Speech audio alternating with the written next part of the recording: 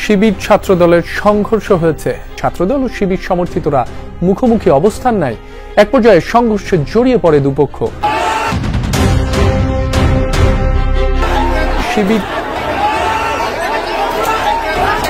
এই ধরনের নৃশংস প্রক্রিয়া যেগুলো আওয়ামী লীগ ফলো করতো, সেটা ছাত্রদল আবার ফিরিয়ে আনার চেষ্টা করছে। থাকতে পারছে না, এক বছরের মধ্যে শিবিরকে নিয়ে কোনো এজেন্ডা পাচ্ছে না। এখন শুরু হচ্ছে দায় চাপানো রাজনীতি। ছাত্রদলের একজন প্রার্থী তিনি নিজে এসেছেন, তার দলের লোক নিয়ে এসেছেন এবং মিছিল দিতে দিতে, বিশাল একটি গ্রুপ নিয়ে মিছিল দিতে দিতে তিনি ফরমতলার কক্ষে প্রবেশ করেছেন। তামাশা করেন ঢাকা বিশ্ববিদ্যালয়ের স্টুডেন্টদের সাথে। আমাদের রক্ত আমাদের কণ্ঠের উপর দাঁড়িয়ে তুমি সেই প্রশাসনে বসেছো। তোমাকে তো কোনো দলের প্রতিনিধিত্ব করার জন্য বসানো হয় না।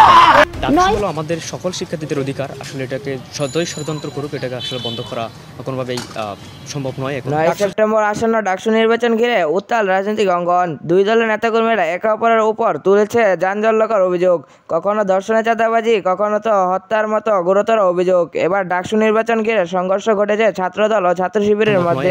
ডাকসু ছিল প্রত্যেক শিক্ষার্থীর একটা প্রাণের দাবি। এটার তফসিল দেওয়ার পর থেকে ক্যাম্পাসে একটা উৎসবমুখর পরিবেশ। যারা হাসিনার দালালি করেছিল তারা আবার নতুন ভাবে ষড়যন্ত্র চক্রান্ত করছে। এই কালচারাল ফেসিস্টদের বিরুদ্ধে, এই দিল্লির এজেন্টের বিরুদ্ধে আমাদের ঐক্যবদ্ধভাবে প্রতিবাদ প্রতিরোধ জারি রাখতে হবে। এদিকে ছাত্র শিবিরের দিকে উঠেছে ধর্ষণ ও নারী হেনস্থার মতো গুরুতর অভিযোগ, যা নিয়ে ক্ষোভ প্রকাশ করেছে শিক্ষার্থীরা। কিছুদিন আগে একজনকে লাথি মারছে পিছ থেকে একটা মেয়েকে, তারা কি করছে? ফরহাদ সে নিয়ে এসে মেডেল দিছে। নারী নেতৃত্বকে শুধুমাত্র একটি দল বা একটি গোষ্ঠী দেখতে পারে না, সেটা হচ্ছে জামাত শিবির।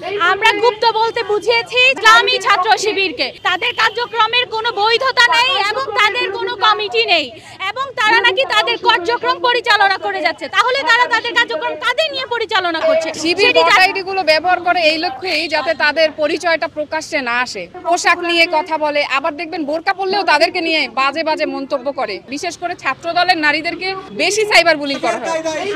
দায় দিয়ে দাও, রাজনীতি শুরু হয়ে গিয়েছে। আমরা বলতে চাই এই দায় দিয়ে দেওয়ার রাজনীতি চলবে না। যে অপরাধী তাকে বিচারের আওতায় নিয়ে আসতে হবে।